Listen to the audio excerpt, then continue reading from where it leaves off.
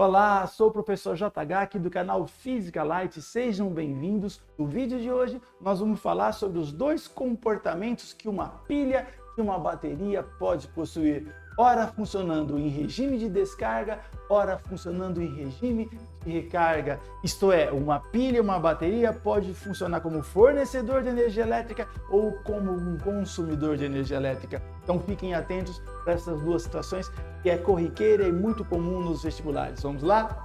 É importante que você entenda, antes de dar sequência nesse vídeo, que nós vamos tratar aqui do funcionamento de uma pilha, de uma bateria, ora em regime de descarga, fornecendo, e ora em regime de recarga, consumindo. Então requer aí um pré-requisito, que é entender o que é um gerador e o que é um receptor. Então eu recomendo que você dê uma estudada, dê uma olhada aí o que é um gerador, o que é um receptor, quais as características básicas principais de um gerador, de um receptor, para você dar sequência aqui no vídeo, ok? Vamos lá então.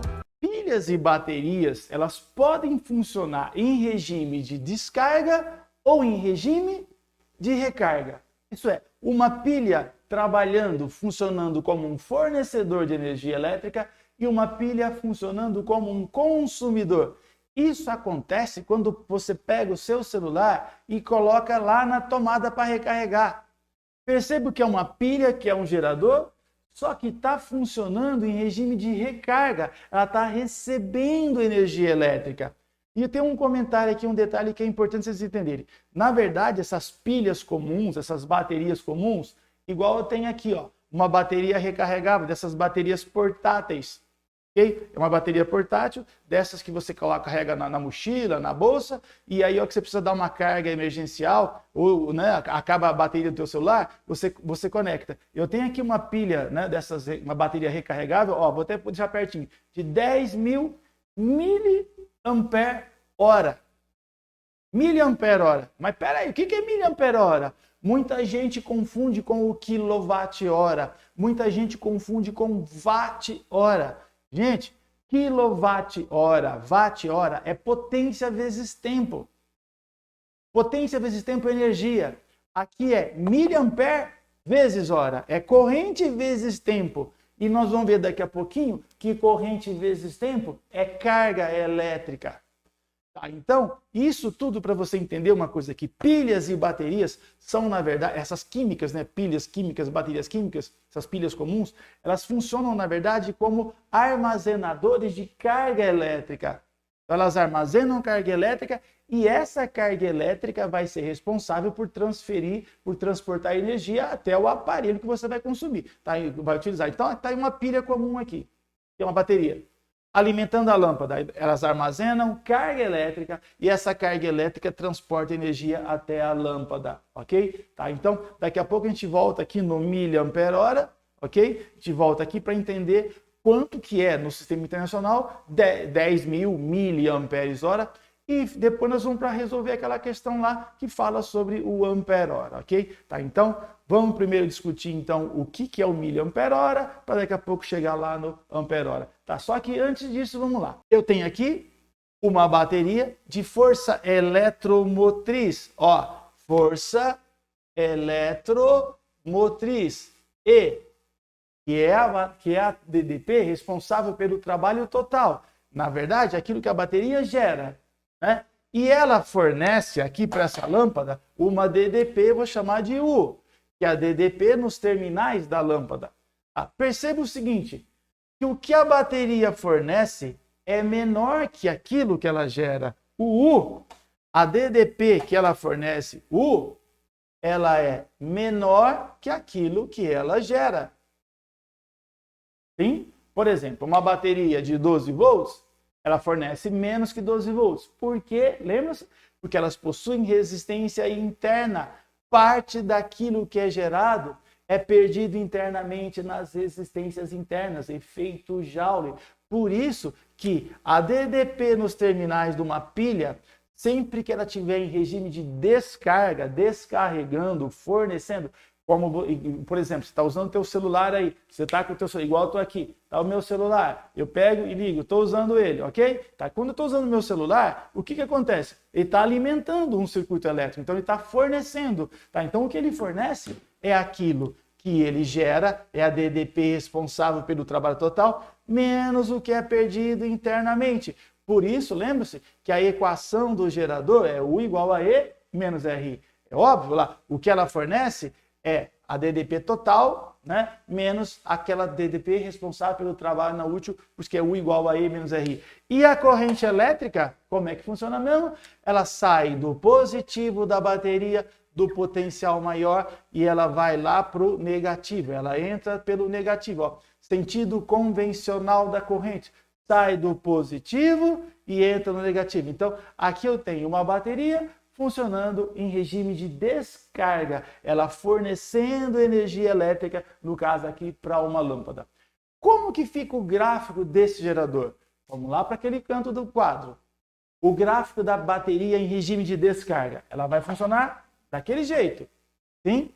Isso para quem tem mais facilidade com matemática, olha lá, ó. Y igual a x mais b. Olha o coeficiente linear, olha o coeficiente angular aqui, ó, negativo, uma reta decrescente, uma função decrescente, olha lá. YU, x, I. Olha o coeficiente linear, o E. Aqui vai estar a força eletromotriz, por isso que o gráfico tem aquele formato lá. Né? Mas vamos lá, vamos para a física, para quem não gosta de mexer com a matemática, né? Pensar em função afim. Olha lá, aqui vai estar a força eletromotriz, que é a DDP máxima, uma bateria de 12 volts, você tem no máximo 12 volts. Aqui vai estar a corrente elétrica máxima, a corrente de curto-circuito, quando você curto-circuitar essa bateria. Por exemplo, se eu pegar essa pilha, essa bateria, ligar direto o positivo no negativo, tira essa lâmpada daqui, fecha o circuito, ela vai gerar, vai fornecer para ela mesma. Então, a DDP responsável pelo trabalho total vai ser a própria DDP responsável pelo trabalho não útil. Então, tudo que ela gera, ela é dissipada internamente, fica U igual a R vezes I, por isso que você tem aquela formulinha que muita gente conhece lá, né, do ICC, que é igual a E sobre R. Isso aqui, na verdade, né, gente, é U igual a R vezes I. Quando ela está em curto-circuito, olha lá, a bateria está curto-circuitada, U igual a R vezes I, e você tem aí a máxima corrente que a bateria consegue fornecer. No gráfico apareceria ali. Se a gente fizer aqui, propriedade gráfica, se a gente vier nesse gráfico aqui, ó, e achar a tangente aqui, sim? A tangente aqui nesse gráfico, ela vai ser numericamente a resistência interna, né? Olha lá. Então, tangente, cateto oposto por cateto adjacente. DDP por corrente é resistência interna. Uma outra informação que às vezes é útil e muita gente esquece desse detalhe nesse gráfico aqui, okay? É difícil aparecer, mas vamos lá. Se você pegar o ponto aqui, a metade, ó, 50% E sobre 2, sim, você vai ter aqui a correspondente corrente elétrica que vai dar na metade da corrente de curto-circuito. Tá, então, ó, esse ponto é o ponto onde a gente tem potência máxima, potência fornecida máxima. Sim? Ah, então, um detalhezinho aí das pilhas das baterias que é legal vocês entenderem, né? Aí relembrar. Então, se você pegar aqui, ó, a situação de 50%, né, de rendimento, né? Rendimento 50%, você tem a potência máxima. Não confundam rendimento máximo com potência máxima. Por exemplo, você sai correndo na rua desesperado. Você vai correr em potência máxima. Potência máxima, você vai gastar energia muito rápido. Só que se você faz isso, você dissipa muita energia. Você perde muita energia em forma de calor. Você vai transpirar. Então, ó, você tem potência máxima, mas com rendimento muito baixo, entendido? Muita energia é perdida, é dissipada. Então, não confunda o rendimento máximo com potência máxima. Então, uma bateria trabalhando em potência máxima, fornecendo a quantidade máxima de energia o mais rápido possível, né? O rendimento é de 50%, é esse ponto. Isso aqui a gente consegue fazer chegando numa parábola ou desenhando o gráfico, colocando os valores, Mas se você fizer π, ó, π, I vezes U, para cada ponto aqui, você vai descobrir na prática que a potência máxima é rendimento 50%, metade da corrente de curto, ok? Tá, então, é um ponto, uma situação importante, já discutimos isso em aula, então tomarem cuidado com essa situação. Então, está aqui, ó, a bateria funcionando em regime de descarga, ok? Tá, então, o gráfico aqui é lá, e as 4 informações, reforçando, força eletromotriz, corrente de curto-circuito, a tangente e a resistência interna, e esse ponto aqui, você tem a potência máxima que a bateria consegue fornecer, ok? Tá. Mas acontece o seguinte, a tua bateria vai descarregar. Você vai usando o teu celular, usa o celular, chega um momento que ela está descarregada. Aí você tem que colocar o celular, a tua bateria, para recarregar. Se vai recarregar, você vai pôr na tomada. Se você vai pôr na tomada, aquele passa a ser o fornecedor e esse passa a ser o consumidor. Então aqui a pilha estava fornecendo. Agora você vai ligá-la num recarregador. Então é ele quem vai jogar a corrente elétrica para dentro da bateria. Então por isso que quando você vai recarregar uma pilha, uma bateria, você pode ver, você põe o positivo da bateria no positivo do recarregador, porque ele é quem vai jogar a corrente elétrica para dentro da bateria. Então percebam o seguinte, que a bateria em regime de recarga, ela é atravessada do maior para o menor potencial elétrico. E, gente, o recarregador, ele vai fornecer uma diferença de potencial nos terminais dele. E perceba que agora, que o U tem que ser maior que o E. Se a bateria do meu celular é de 9 volts, eu não sei qual que é a tensão dessa bateria, a força eletromotriz dela, se ela é de 9 volts, eu tenho que recarregar em 11, em 12. Detalhe que agora vai se comportar como uma força contra-eletromotriz. Bateria em regime de recarga, ela passa a se comportar como receptor. Aqui ela é gerador, aqui ela é um receptor, ele é um consumidor. Tá? Então, a DDP responsável pelo trabalho total, parte dela vai ficar, né, com a função de recarregar e uma parte participar. Por isso, vai perdido internamente. Por isso que a DDP nos terminais da bateria, que é a que o recarregador fornece, vai ser aquilo que ela usa para recarregar, a força eletromotriz, que agora é uma contra-eletromotriz, mais aquilo que é dissipado internamente. Por exemplo, a minha bateria é de 9 volts. 9, eu recarrego em 12. Então, dos 12, 9 na recarga, 3 responsável pelo trabalho não útil, aí, pela energia que é dissipada internamente. O que seria ideal? Fabricar baterias sem resistência. Ela gera E, fornece E. E na hora de recarregar, você alimenta, você recarrega com a mesma tensão que ela gera, né? Então, aí não teria aquecimento. Mas isso não acontece. Então, por isso que lá, o que ela fornece é menor que ela gera. E aqui, na hora de recarregar, o que você dá para ela é maior que aquilo que ela gera para poder fazer a recarga. Só um comentário. Qual a diferença entre uma pilha comum e uma pilha recarregável? As pilhas recarregáveis admitem a reação química nos dois sentidos. São aquelas reações químicas que vocês estudam lá na química, né? Que elas acontecem nos dois sentidos. Então, quando a bateria está em regime de descarga, então a reação química acontece num sentido. Quando você vai recarregar, você joga a corrente no sentido oposto, para quê? Para refazer aquela reação e você voltar a quantidade de reagentes no início para você poder utilizar novamente, ok? Tá? Então, esse detalhe, ela passa a se comportar como receptor. E aí, o gráfico dela passa a ser o gráfico do receptor. Olha lá. Aqui, qualquer DDP da bateria, dos terminais dela, vai ser menor que o E. Ó. Qualquer DDP, porque é o que ela gera, menos que é dissipado. E quanto maior a corrente, mais ela dissipa, menos ela fornece. Até entrar em curto-circuito, onde tudo que ela gera, ela consome, fornece zero. Já aqui no regime de recarga, qualquer DDP vai ser maior que a força eletromotriz. Aqui vai estar a força eletromotriz, que agora se comporta como uma contra-eletromotriz. Vamos lá, 9 volts, 9 volts, 9 volts.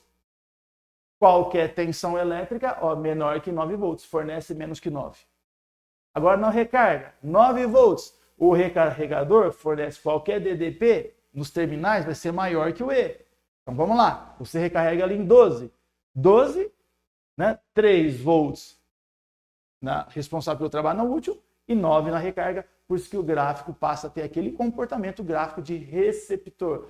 E se você fizer a tangente aqui, ó, a inclinação dessa reta vai dar a resistência interna da bateria, no caso aqui do receptor, ok? Então, seria a mesma resistência interna, então teria que ter a mesma inclinação, né? Só que lá a inclinação negativa, aqui uma inclinação positiva, né? Porque agora, se vocês olharem, ó, o coeficiente angular é positivo, ó. Y igual a AX mais B, ó a reta. Y igual a AX mais B, olha lá o coeficiente angular negativo, ok? Tá? Então é importante vocês entenderem isso. Agora, uma coisa que eu acho importante a gente entender aqui, né? De onde que vem, no caso aqui, e o exemplo que eu dei, né, gente, o miliampere hora. De onde vem o tal do miliampere hora? De onde vem o ampere hora, que muita gente confunde com energia? Gente, lembre-se da definição de corrente elétrica, de intensidade média de corrente elétrica. Corrente é carga por tempo. A definição de corrente elétrica. Da mesma forma que velocidade é ΔS por ΔT, potência é energia por tempo, aceleração ΔV por ΔT, é a definição de corrente elétrica média, é carga por tempo. Então, carga elétrica é corrente vezes tempo. Qualquer quantidade de carga elétrica vai ser corrente elétrica vezes tempo. Tá? Então, qual a unidade de medida de carga elétrica? Qualquer unidade de medida de corrente vezes qualquer unidade de medida de tempo. Tá? No sistema internacional, vamos lá. Vai. Acompanha aqui.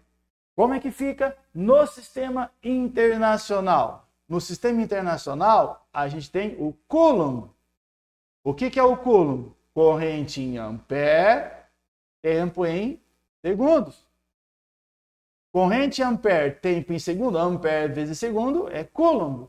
Então, uma corrente de 1 ampere num tempo de 1 segundo transfere uma carga elétrica, a carga elétrica, né, em módulo que passa numa secção transversal, é 1 Coulomb. Tá. E a gente pode trabalhar também com outras unidades de medida. Tá. Então, vamos lá. O miliampere hora, que é a situação da bateria aqui. A corrente elétrica em miliampere, o tempo em horas. Olha lá, corrente em miliampere, tempo em horas, isso vai ser miliampere vezes hora. Não é uma unidade de medida do sistema internacional, mas ela é utilizada na prática. Mas, professor, mas por que tem miliampere hora? Por que tem ampere segundo? Ué, por que existe velocidade em quilômetros por hora? Por que o velocímetro do seu carro não vai lá em metros por segundo? Por que não aparece lá metro por segundo? Gente, quando você utiliza o carro, sim, você vai sair da tua casa, vai até no mercado. Gastou 15, 20 minutos. Sim? E a distância? Então, a distância são quilômetros. O tempo, você não vai usar uma viagem de 10 segundos, ok? Tá, então, gastou 20 minutos. Já pensou se fosse utilizar em segundos? 20 minutos são 1.200 segundos. Então, não faz sentido você usar metro e usar segundo quando você vai utilizar um carro. As distâncias são de quilômetros, os intervalos de tempo são de horas. Por isso que é inconveniente usar metro por segundo. Você utiliza o quilômetro por hora, porque é mais conveniente. Então, a gente utiliza as unidades de medida de acordo com a conveniência, ok? Tá. Num automóvel, num carro, a corrente elétrica, né, que a bateria alimenta, utilizada no carro lá, farol ligado, ar-condicionado ligado, lâmpadas, né, aparelho de som ligado, a corrente ela é da ordem de amperes. E o intervalo de tempo? Vou ligar o farol do carro durante 10 segundos. Não, são horas ligadas. Por isso que aí, no caso do automóvel, aparecem ampere vezes hora. Tá? Então, ó, a unidade de medida é ampere hora, porque a corrente elétrica em ampere e o tempo em horas. Sim? Já igual o exemplo que eu dei do celular. não faz sentido usar ampere, porque olha o circuito elétrico aqui, olha o circuito elétrico no automóvel. Lá, a corrente elétrica é da ordem de amperes. Aqui a corrente elétrica é da ordem de miliamperes. Então, eu utilizo miliampere hora. Num carro, ampere e hora. Usando aqui a luzinha de apoio. Vamos lá. Ó, a nossa bateria. Qual a carga elétrica armazenada por ela? A carga elétrica armazenada pela bateria, 10.000, para ficar menorzinho aqui, 10 a quarta. 10.000 miliampere hora. Pergunta clássica. Converta em unidades do sistema internacional. Vamos passar para Coulomb. Então vai. 10 a quarta, 10.000. Mili, 10 a menos 3. Ampere, Coulomb por segundo. Hora, 3.600 segundos. Sim? Simplifica o segundo. Olha lá. Então, essa carga equivale a 10 a quarta vezes 10 a menos 3, 10 a 1. 10 a 1 vezes 3.600, 36.000 coulombs. Você converteu uma carga elétrica de miliampere hora em coulombs, que é do sistema internacional, ok? Então, essas coisinhas a gente resolve na hora. Então, não se esqueçam, gente. Carga elétrica, corrente vezes tempo. Que é o que eles usam na química, é o tal do kit, né? Que vem lá da definição de corrente. Então, não confundir miliampere hora, microampere hora, ampere hora com quilowatt hora, com watt hora. Watt hora, quilowatt hora é potência vezes tempo. Isso é energia. Ampere hora, miliampere hora, microampere hora, ampere minuto é corrente vezes tempo. Corrente vezes tempo é carga elétrica. Sim, situação clássica, muito comum em vestibular. Tomem cuidado com isso, ok? Espero que vocês tenham entendido, que o vídeo possa ajudá-los de alguma forma nos seus estudos. Um grande abraço e até a próxima.